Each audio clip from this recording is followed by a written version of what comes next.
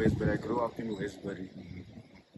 As I see for a young, when I was a young man, then I see no gangsterism is not. So I left this place.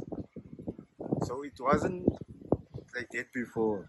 In apartheid, the government was looking after the gangsters, and there wasn't so much killing before. Now it's a new generation, so they have rights, and the new government, the ANC.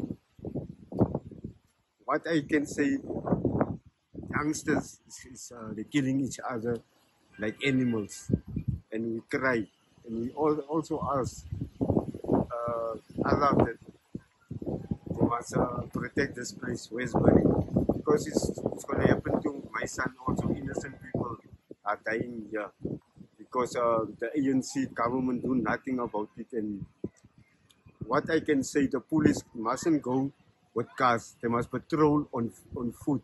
That is the best way they can stop gangsterism.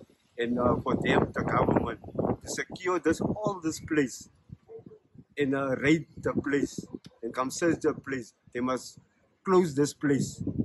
Then they must search the houses. Each and every houses, they must bring the army and close this place. Then they will find the guns.